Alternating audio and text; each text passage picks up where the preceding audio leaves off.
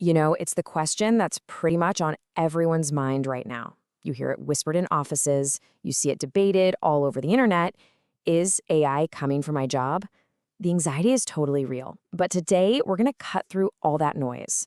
We're going to use data from a really fascinating Goldman Sachs research report to see what's actually going on. Okay, so first, let's just set the stage. There's this powerful story being told about AI and our jobs, right? And, it's fueling a lot of concern. And this is the core fear, isn't it? It's that single, super personal question that just cuts right to the heart of the matter for millions of us looking at this new technology and wondering, what does it mean for me? The story we keep hearing is that this time, it's different. That AI is going to lead to job destruction on this massive, unbelievable scale, and that those jobs, they're just never coming back. It's this ghost haunting our economic future. But is that the whole picture? Well, this is where the data comes in.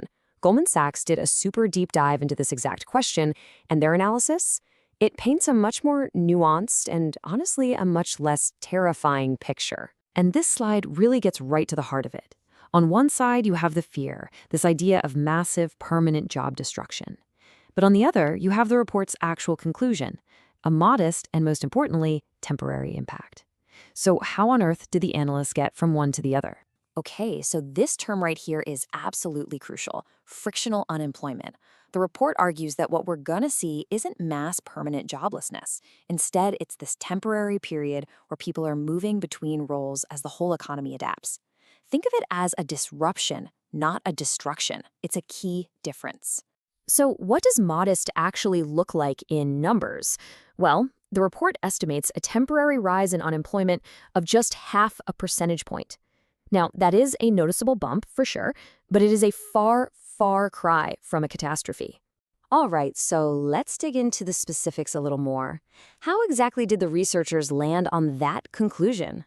The report's baseline assumption is this. If AI gets widely adopted, about 6 to 7% of the US workforce could be displaced. And displaced is the key word there. It means needing to find a new job, not being permanently out of a job. Of course, the future is never certain. And the researchers are smart about this. They provide a range. So in a slow adoption scenario, displacement could be as low as 3%. But in a more aggressive front-loaded situation, it could be as high as 14%. That 7% figure? That's their most likely middle ground estimate. So what's driving all this change? Well, it's this number. The report projects a massive 15% boost to labor productivity because of AI. That incredible gain in efficiency is the engine behind both all the new economic growth and that temporary job displacement. Now, it's really easy to think this time is different, but the report actually places this AI transition into a much broader historical context. Because turns out, this kind of disruption has definitely happened before. Just take a look at this staggering statistic.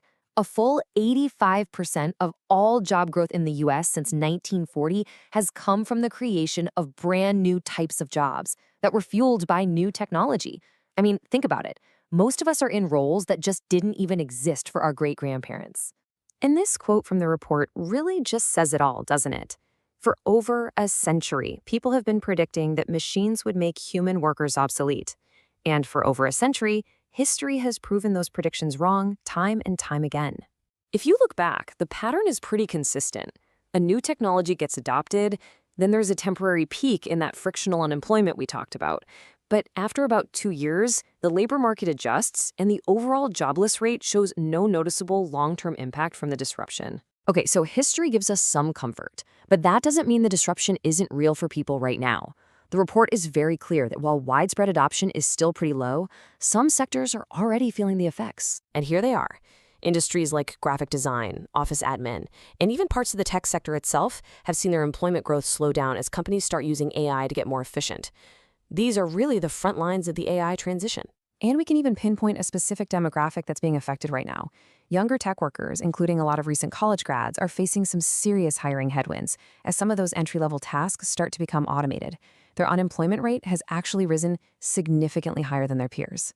But let's keep the current scale in perspective for a second. The report estimates that if we just took the AI tools being used today and expanded them everywhere, only about 2.5% of jobs would be at risk. This really shows just how early we still are in this whole AI adoption cycle. So, with all that context, what does this mean for specific jobs moving forward? Let's take a look at the risk profile the researchers put together. All right, let's get practical. Which jobs might be at a higher risk?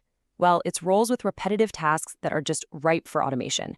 Things like certain types of programming, accounting, and admin work. And which jobs are at lower risk? The ones that require really high-stakes decision-making, complex physical interactions, or a ton of human creativity. Okay, we've looked at the fear, we've looked at the data, the history, and the potential future. So where does that leave us?